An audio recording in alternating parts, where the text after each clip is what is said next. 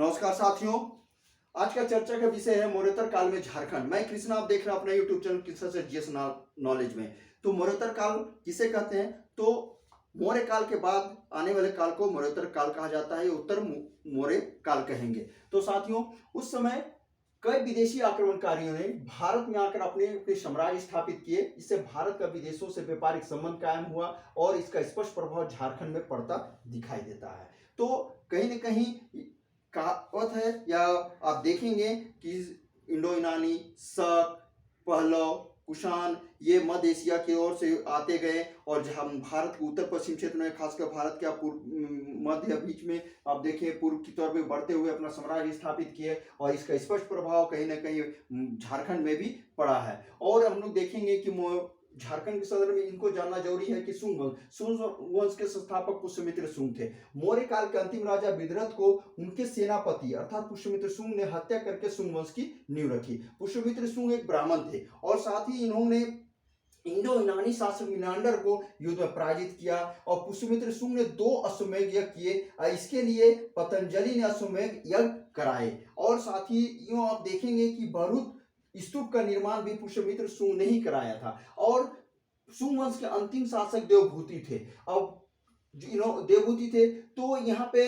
देवभूति की हत्या भी कोई जरूर करेगा, तब फिर अगले वंश की स्थापना होगी। तो यहाँ पे कण्व वंश की जहां तक बात करें तो बाण भट्ट की रचना हर्ष चरित्र के अनुसार देवभूति जो शुंग वंश की थी की हत्या उसके मंत्री वासुदेव ने की और कण्व वंश की स्थापना की। तो कहीं ना कहीं साथियों यहाँ पे हत्या करके ही राजगद्दी प्राप्त करने की सिलसिला चली है। और कण्व वंश के अंतिम शासक सुशर्मा थे, तो सुशर्मा की हत्या सिमुक ने किया और उन्होंने सातवाहन वंश की स्थापना की। तो इन तीनों राजवंशों का झारखंड से वैसा कोई स्पष्ट लेना देने का प्रमाण नहीं मिलता है, लेकिन अब इन तीनों राजवंशों के दौरान झारखंड में ऋषा मुंडा के वंशजों द्वारा अपना साम्राज्य विस्तार किया जाने का ऐसा कुछ न कुछ प्रमाण रहा है। इस बात की जानकारी हमें डॉक्टर राम तिवारी के पुस्तक झारखंड की रूपरेखा में मिलता है, ऐसा उनका अपना मानना भी है। और यहाँ पे 97 में मदरा मुंडा महाराजा बन चुके थे जो मुंडाओं के अंतिम महाराजा थे। कुषाण वंश की बात करेंगे झारखंड के संदर्भ में तो साथियों कुषाण वंश के संस्थापक भी कुजल कटफिसस थे और इन कुषाण वंश के प्रथम राजधानी पुरुषपुर जो पेशावर आज पाकिस्तान पड़ता है, द्वितीय राजधानी मथुरा जो यूपी भारत में पड़ता है। और ये मथुरा वही है जहां पे देखेंगे बुद्ध की प्रथम मूर्ति बनी थी। इस शासक का देखेंगे खासकर कनिष्क वंश के प्रमुख शासक में कनिष्क थे और कनिष्क का राजरोहण 78 ईस्वी में हुआ था और 78 ईस्वी से 101 ईस्वी तक इनका शासन रहा।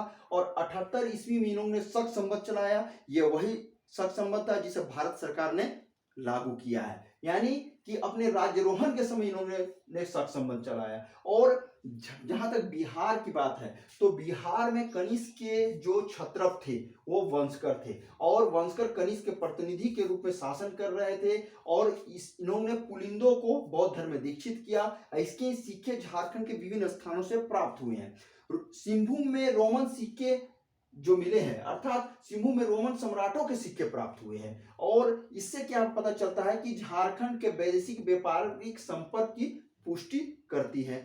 कहने का अर्थात क्या है साथियों कि रोमन सम्राट से जब व्यापार करते थे उनके सिक्के यहाँ पे मिला है, तो झारखंड से कहीं न कहीं विदेशी व्यापार होने का स्पष्ट प्रमाण हमें मिल रहा है। साथ ही चाईबासा से इंडो सीथियन सिक्के प्राप्त हुए हैं। रांची से ईसा के प्रथम और द्वितीय शताब्दी में कुषाण कालीन सिक्के मिले हैं। कुषाण कालीन में किनके? कनिष्क के सिक्के मिले हैं। और रांची से ही कनिष्क के 3री से 6ठी शताब्दी के पूरा कुषाण कालीन सिक्के मिले। इस तरह झारखंड के क्षेत्रों से कनिष्क के सिक्के के मिलने से ये ज्ञात होता है कि उनका प्रभाव अर्थात कनिष्क का प्रभाव झारखंड के क्षेत्रों में भी रहा है। इस तरह प्रमाण जो मिल रहे हैं सिक्के का मिलना, इससे यह बताता है कि झारखंड में कहीं ना कहीं उसका प्रभाव बहुत ही अधिक रहा होगा। चूंकि झारखंड से होकर दक्षिण भारत की ओर व्यापारिक रास्ताएं जाती थी और ये रास्ता से ही कहीं ना व्यापार होता था और जिसके माध्यम से वैश्विक व्यापारिक जो अवस्था यानी कि कहा जाए कनिष्क के शासनकाल में उन्होंने इंटरनेशनल व्यापारिक व्यवस्था कायम की थी। यानी उस समय उनका साम्राज्य क्या था, विश्व में फैला हुआ था, यानी इंटरनेशनल साम्राज्य स्थापित करने वाले कनिष्क ही भारत के शासक थे। तो साथियों ये वीडियो आपको कैसी लगी अवश्य आप कमेंट करें, शेयर करें, लाइक करें, सब्सक्राइब करें। नमस्कार।